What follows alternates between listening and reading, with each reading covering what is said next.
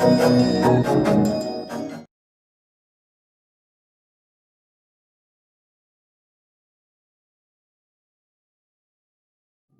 everyone, welcome to New Way Coaching Class for Mathematics. This is your host Jatin.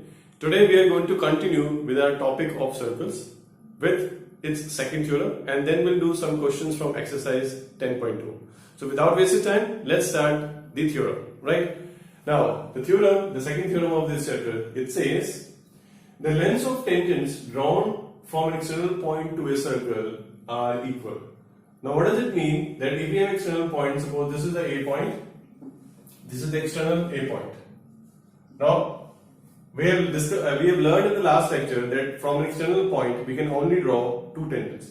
So from A we have drawn two tangents AP and AQ on the circle with the center O. Right? Now what we have to prove? We have to prove that the length of these two tangents are equal. It means I have to prove AP is equal to AQ. So what's given to me? AP and AQ are tangents to the circle with center O, and I have to prove AP equal to AQ. Now I start with small construction. I join this A point with O. Now you can see there are two triangles, triangle AOP and triangle AOQ, and both are right angle triangles. And you know why? Because the first theorem says that the angle between the radius and the tangent is a right angle, right? So this means this angle and this angle both are of 90 degrees.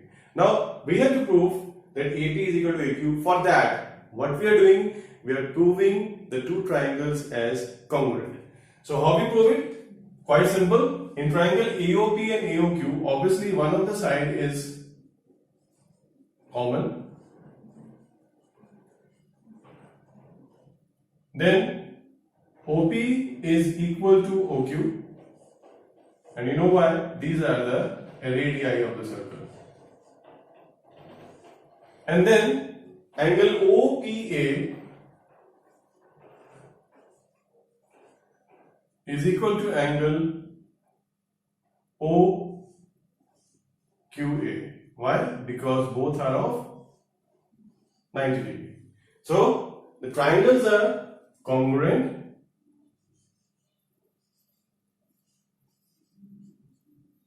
and the property which we use here is, I hope you must have guessed right, by RHS. That is a right angle, then the hypotenuse, and then the side, right? So when the triangles are congruent, what we say? The remaining parts are also equal, and that property we say it as corresponding parts of congruent triangles. So therefore, from here we have AP is equal to AQ, and we write the reason in short by CPCT. So this is the second theorem of this chapter. Now based on this theorem and the first theorem, we have some questions in exercise 10.2. The first question of the exercise is, the first three questions are basically the objective type questions in which we have to tell the correct option, which answer is the correct, right? So in the first question is given that from a point Q, a tangent is drawn to a circle, and the length of the tangent is given as 24 centimeter. That is, I have just marked, I have made a circle with center O, and from Q I have drawn a tangent PQ to the circle, and this Q is also joined with the center. Now what is given? The length of the tangent is given as 24 centimeter, and this OQ is given to me as 25 centimeter. Means that the point is at a distance of 25 centimeter from the center. So this point, this is the length we have. Now what we have to do? We have to find the radius of the circle. So it's quite simple. Since it forms a right angle triangle, so by using the property of Pythagoras theorem, we can find the radius of the circle, which I have already done for you. And from here we get the radius of circle as 7 centimeter, which is the A option, right? Now we see the next question. In the next question is given that from an external point T, two tangents are drawn to the circle with center O. So TP and TQ are the two tangents, and when this center is joined with the two point of contact, the angle formed by the two radii is given as 110 degree. Now the question, I have to find the value of angle PTQ, right? So what is given to me? It's given that angle POQ is 110 degree, and what I have to find, angle PTQ I have to find. So quite simple. See, if you see OPTQ is a quadrilateral in which three angles are given, and you must be thinking how three angles, you can see only one angle. But my dear friends, you have learned in the first theorem that the angle between the radius and the tangent is 90 degree. So obviously this angle is 90 and this angle is also 90 degree, right? So what we can do, we can just apply the angle sum property for the quadrilateral. So what we can write, angle O plus angle P plus angle T plus angle Q is equal to 360 degree, and that is the angle sum property. Now if we simplify all this thing, I just substitute the values. This is 110 plus 90 plus angle T plus 90 equals to 360 degree, and you get the value of T as 70 degree. Now after doing this question, you can form one more result from this. What result?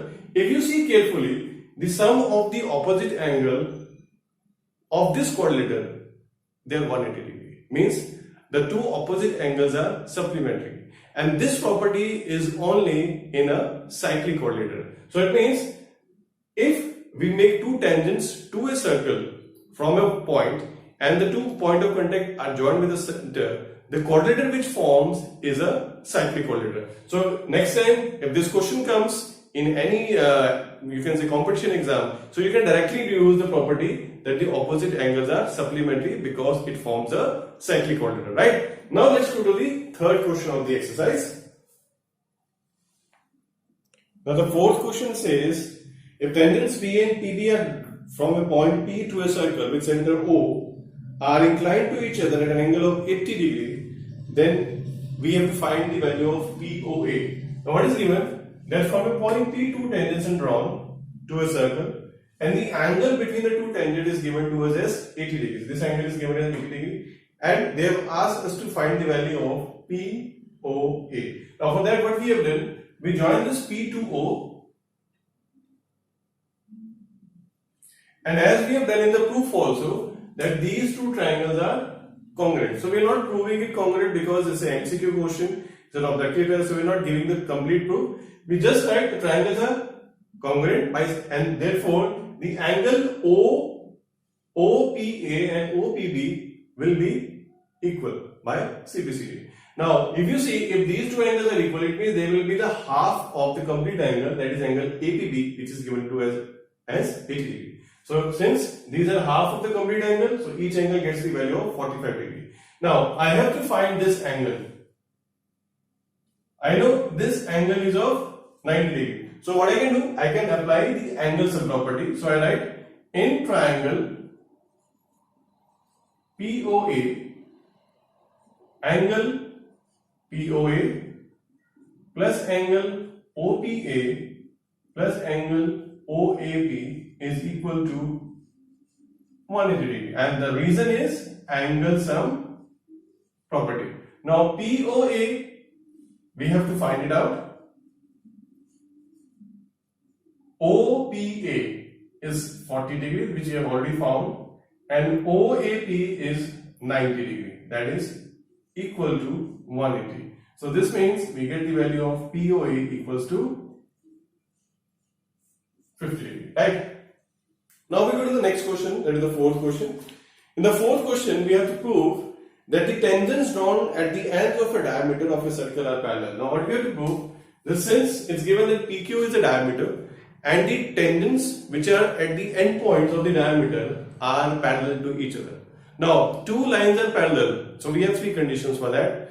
Either the ordinate angles are equal between them, or the corresponding angles are equal, or the co-interior angles are supplementary. If any of one condition is fulfilled, then we say that the lines are parallel. So any one of these conditions can be used to prove that the lines are parallel. Now what we have used, let's see. First we write the given PQ is the diameter. Then we write to prove XY and AB we have to prove as parallel. We can also write in the given that XY and AB are the tangents of the circle. Now, OPX, we talk about this angle, OPX. This angle is of 90 degree. Again, we have learned in the first theorem that the angle between the radius and the tangent is of 90 degree. Similarly, angle OQB is also 90 degree, right? So, what we have, since both are 90 degree, so both will be equal. Now, OPX can also be written as QPX and OQB can also be written as PQB. Now, if you see carefully, these two angles are also the alternate angles between the two lines XY and AB. Now, since these angles are equal, now they are also alternate angles between XY and AB, and they are equal also.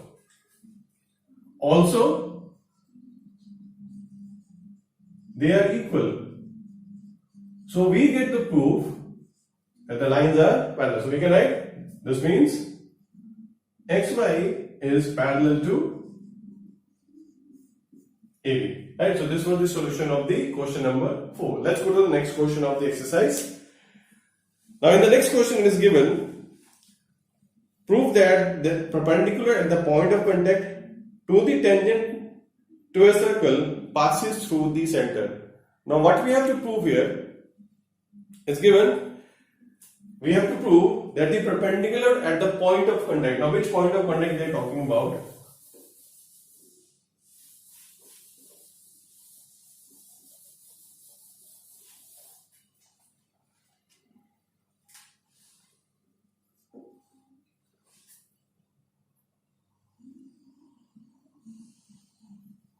Now, this is the radius and this is the tangent. So we have this AB as the tangent and this O is the center of the circle. Now they say any perpendicular to the circle, any perpendicular to the tangent at the point of contact. So I just draw a perpendicular. I write it as, say this point is as P and this as Q. Now I have to prove this perpendicular passes through the center of the circle, right? Now what is given first? Let me write. AB is a tangent and PQ is perpendicular to AB. What I have to prove? That PQ passes through O. Now if we can prove that this QPO are collinear or they are in straight line, it means our proof is done, right? So our main motive would be to prove this line as a straight line. Now we have the proof now. Now angle QPB is 90 degree. Why? Because we have the reason PQ is perpendicular to AB, right? Also, angle OPB is 90 degree. That is angle between radius and tangent, right? Now if we add these two angles, now QPB plus angle OPB, if you add, you get it as 180 degree. Now if the sum of two alternate angles is equal to 180 degree, then they form a straight line. This means QPO is a straight line, and this means QP passes through the center, and this was what was required, right? Now let's go to the next question. Next question is quite simple. Now the next question is quite simple. It's given the length of tangent from point A At a distance 5 centimeter from the center of circle is 4 centimeter. Find the radius of circle. So what is given? There is a point A which is at a distance of 5 centimeter from the center of the circle. So this means this OA is 5 centimeter, and from here the length of tangent to the circle is given as 4 centimeter. So this AB is 4 centimeter. Now what we have to find? We have to find OP. It's quite simple. We can just apply the Pythagoras theorem because it forms a right angle triangle, and we can find the radius of the circle. So I have already done for you by Pythagoras theorem. OA square is equal to OP square plus AB square, and we can just substitute the values and find the answer that OP comes out to be 3 centimeter, right? Now we talk about 7th question. In the 7th question is given 2 concentric circles. Now the meaning of concentric circle is the circles with the same center. Means you take a compass, just put a point, make a circle, then at the same point just open a little bit more, make another circle, then open a little bit more, make another circle. So all the circles are coming on the same center. So they all are called as concentric circle, right? Now what we have to find it out here is given that the radius of the 2 concentric circles, so one is the inner one and the outer one. The radius of the inner one is given as 3 centimeter, and that of the outer one is given as 5 centimeter. I just named them. Just let it be O. This is A, B, and P. So what is given to me? I'll just write the given first. That OP is 3 centimeter and OA is 5 centimeter. Now I have to find. What I have to find? I have to find the length of the chord. I have to find the length of the chord which is just touching the inner circle. The length of the chord for the outer circle which just touches the inner circle. Obviously, if it touches at one point, it will be a tangent to the inner circle. So here, AB may be chord for the outer circle, but it forms a tangent to the inner circle. And I have to find the length of this chord. So I have to find AB. Now solution, quite simple. Now we know if we join this O with P, that will be the angle between the OP and the tangent, and that will be an angle of 90 degrees. Now, if we go back in your previous grade, you learned that if a perpendicular is drawn, if suppose I remove this inner circle, obviously then what I will have only the outer circle. And in the outer circle, this is the chord and this is the perpendicular from the center. And we learned in our grade 9 that if a perpendicular is drawn from the center to the chord, then it bisects the chord, right? OP is perpendicular to AB. This means OP bisects AB. And the reason? Perpendicular drawn from the center of the circle bisects the chord. So this means that AB is equal to BP and they are half of AB. Right? So what I can do, I can just find one of this AB or BP and then double it out and I can find the length of the AB. So now again applying Pythagoras theorem in triangle AOP.